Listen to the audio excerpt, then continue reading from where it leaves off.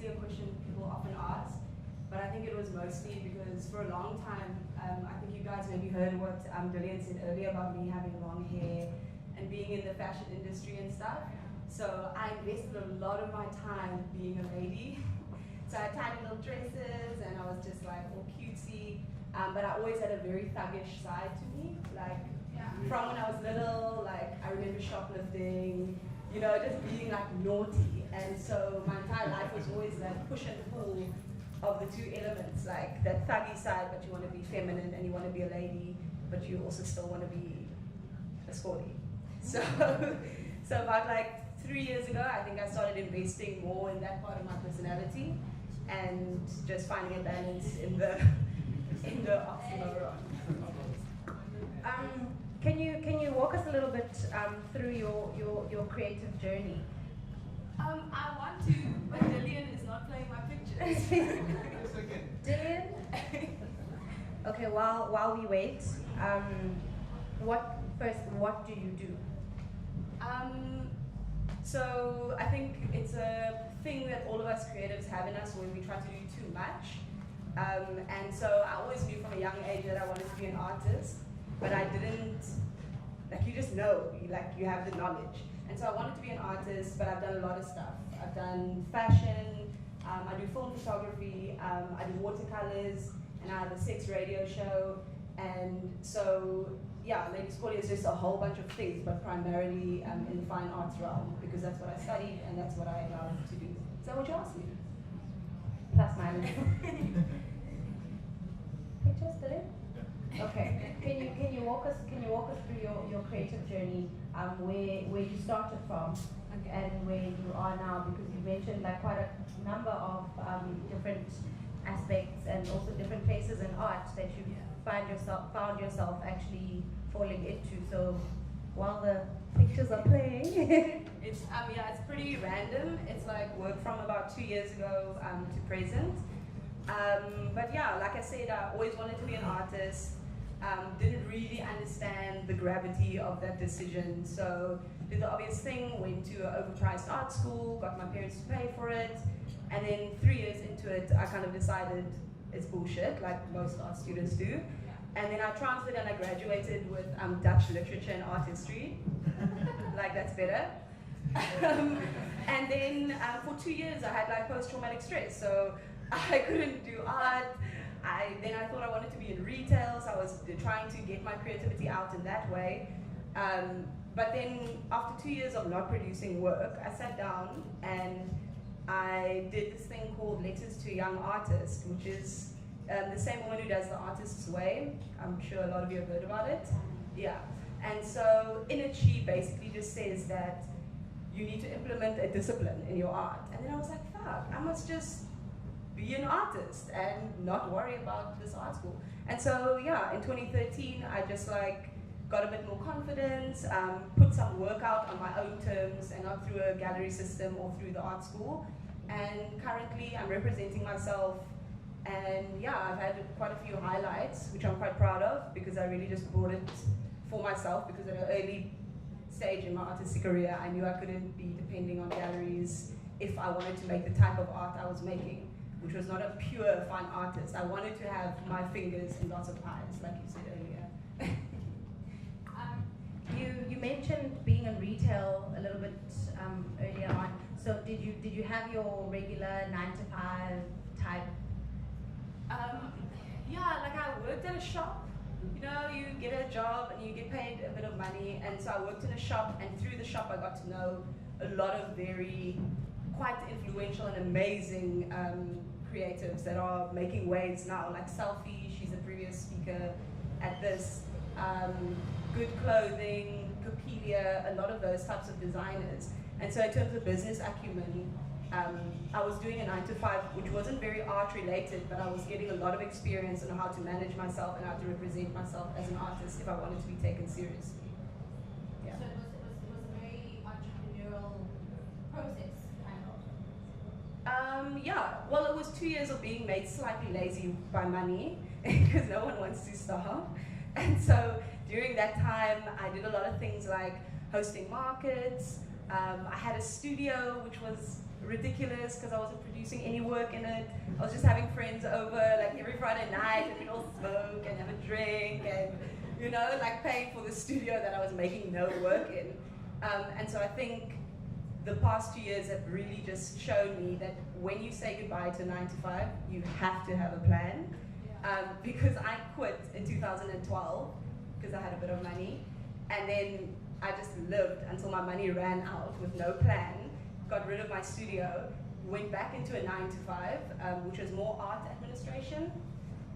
And yeah, so when I left that place, I was like, fuck, I can't go back a third time. Like, I'll have to plan this properly. And so I slightly did. And now I've been working for myself again since November. You guys are looking at the wonderful art, and I'm sure you can see that it's really provocative. Gets the people going. So I mean, I can't see anyone, so that I don't have nerves. I took my glasses off, but hey. You do, like you said, you're an artist, you do fine art first. Yeah. And the provocative the provocative work, where did that come from? I mean, it also fell into your sex podcast as well. Where did that actually come from, that provocativity?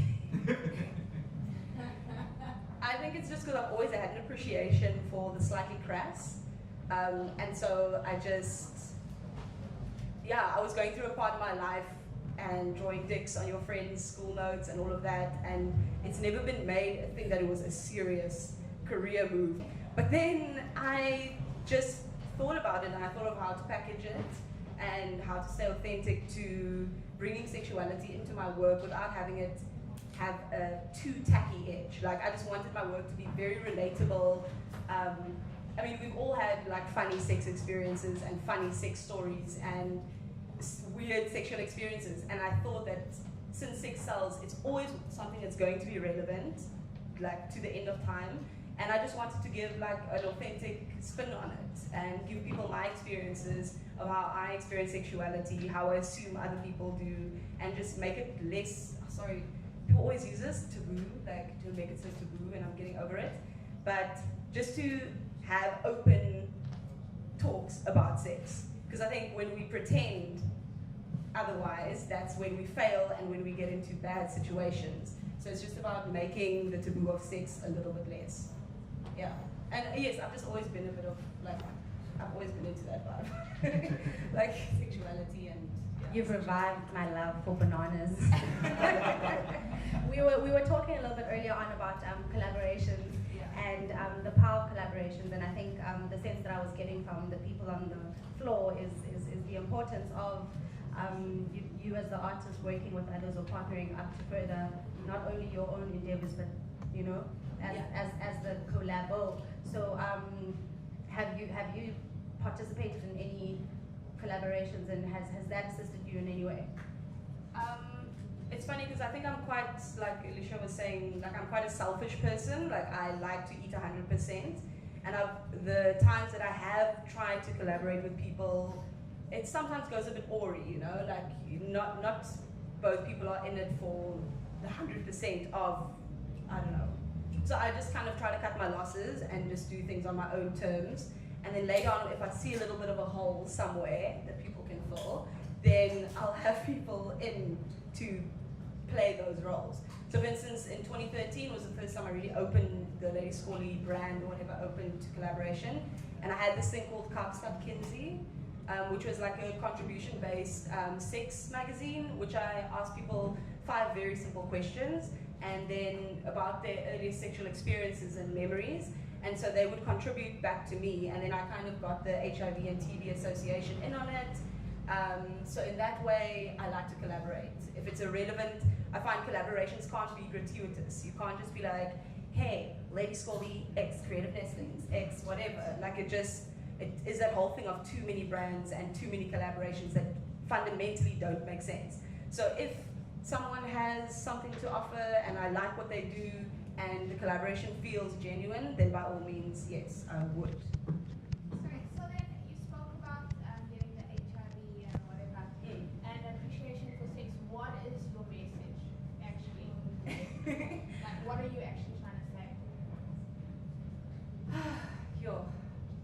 it's something that my partner asks me often, and then I always get nervous and all of that, and now you've just gone and asked me that. I think my message is that I want,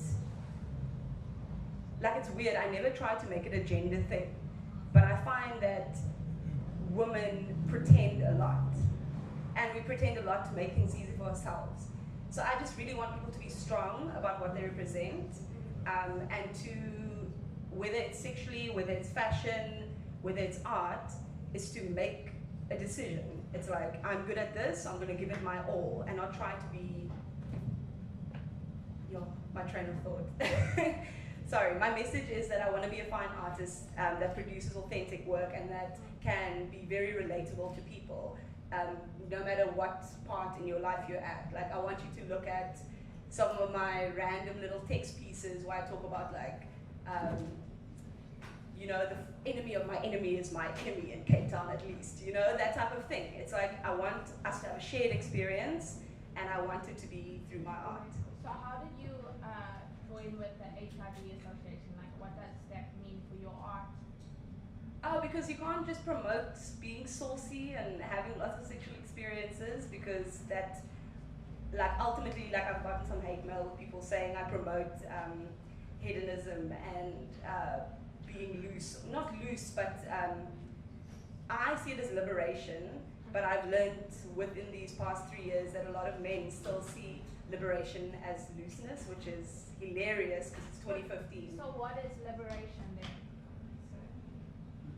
Liberation is claiming our sexuality back for ourselves and not in the context of men. I think that's been that's always been our downfall, is we always see ourselves in the gaze of man. And I'm sorry, there's a lot of men here.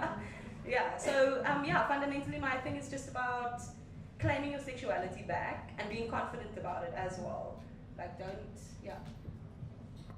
mean, the message that you speak about when it comes to your paintings and some of the work that you do, like you mentioned, it being taboo, has the reception, have you found it challenging for people to positively receive the work that you do? Not actually. Like, I think it's in our creative confidence that we always feel a bit, oh, people aren't going to love it. And then as soon as I put some of my work out there, I realized, no, people actually do like it.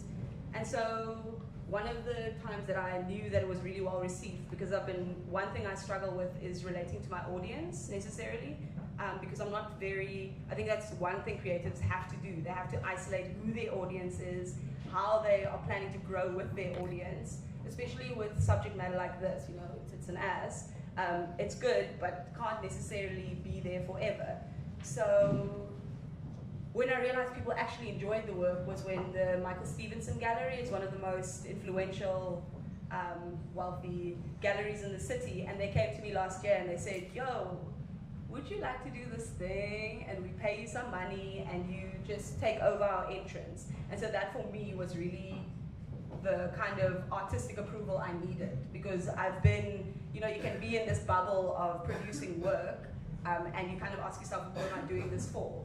And so I think, when the Stevenson said, here's some money, you do you, that's when I knew, okay, cool, I'm feeling like I'm doing something for someone. Before I open to the floor, I actually have a question. Why pawpaws? Because pussy.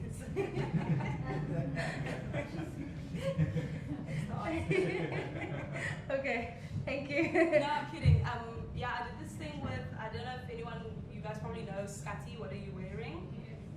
Yeah, so they did this thing called Skolie Celebrates, and it was incredible, and they asked me quite a few questions about my work and stuff. So when people ask me the whole why sex and fruits route, it's mostly because I remember as a young child my mother lusting after fruit. And so fruit, for me, if you read the Skolie thing, I think it's just captures it perfectly. Fruit has always had like a sexual, longing, lustful kind of connotation for me, because design fruit, and my mother was literally addicted to fruit. Like, I don't think people understand how addicted. And so, like, my mother left the country for a while, left some money, and she, in the first day, spent 3/4 of it on fruit. So that's why. It's just the lusting, it's the, yeah. Okay. Everybody do not flock to the apples on the table. I saw a question. Yes. Hey, Lisa. Something like the radio show. I'd like to know a little bit more about that. The radio show is funny. I have a friend who's actually at the moment, she's staying in Hong Kong, but I used to live with her. And when I didn't have a lot of confidence about what I was doing, I was like, oh no, I want this thing, like, I want a radio show, but I don't know who to ask. And she would always say to me, Laura, there is a motherfucker at home in their pajamas aching for content. And so I think the radio show was like that. I made a little PDF and just like stipulating what I wanted to do, what I thought, where I think it could go. I spoke to a friend who knew a friend. I said, can you set up a meeting? I went to them with a 3-page fundamental ramble, really. And they said, okay, cool, next week, Wednesday. And so I started at Assembly Radio, which is an internet radio station, and internet radio in this country is ridiculous. Like, you don't know what your rotation is. So I think pretty much for the first 4 months, I was just talking to myself. Like, I go every week, I'm like, hey, you're live with Lady Skolie. And I'm like, fuck this, like, no one is listening to me. But then, I don't know, it became a little platform for me to every week, because I'm a big procrastinator, so every week I'd have to sit down, I'd have to plan a show, I'd have to get a guest if I wanted a guest, I'd have to get fresh music. And so it was a nice way for me just to implement some discipline in my everyday other arty life and have to produce something every week. And so I would just get different sex-related themed guests in. So I've had strippers on, I've had polyamorous on the show, I've had doulas, I've had like everything. It's been pretty great. Like professional Tinder daters, like people who go on like 7 Tinder dates a week kind of thing. Like, it's just funny. Personal style. Sorry. You have a personal style, like you see 2013,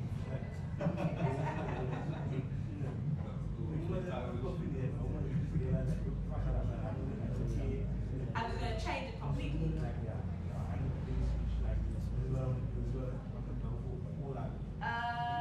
I think it started one time when I went out and then things were a bit crazy and I was in a crazy point.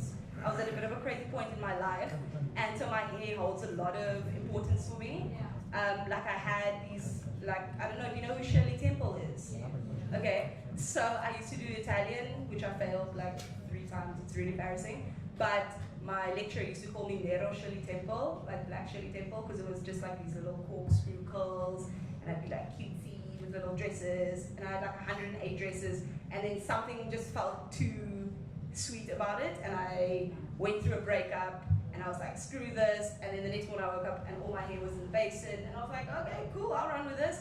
And then in October, I just shaved all of it off. I think that's when I really knew, okay, now it's probably time for me to change things a bit. But it really does tie into the whole creative thing where if you're not constantly changing and you're not constantly wanting to try something new, you're gonna fall by the wayside. Like when you get too stuck in your ways or get too stuck in your styles or your habits or whatever. So for me, it was just like change your style, change your life, bam. And yeah, that's it. Your work reminds me of so Andy, were you inspired by her? There's actually a few people that I'm really inspired by, and if it was possible to have like a 6-way love child, that I would want to be the love child of Ermiston Matisse, but when he had arthritis in his hand, so I had to do those cutouts all the time. Robert Mapplethorpe, like I really love him for the shock value.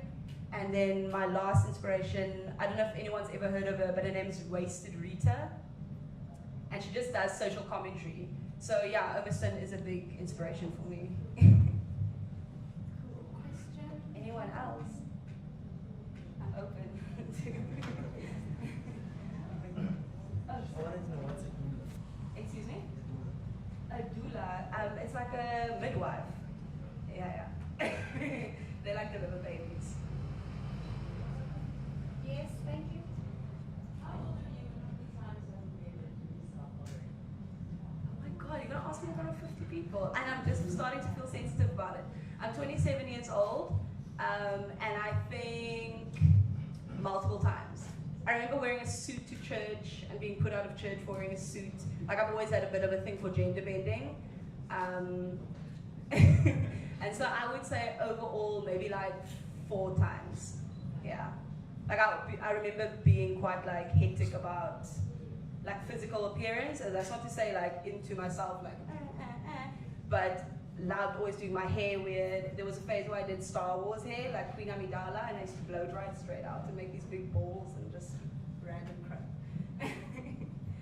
Cool, anyone else? No.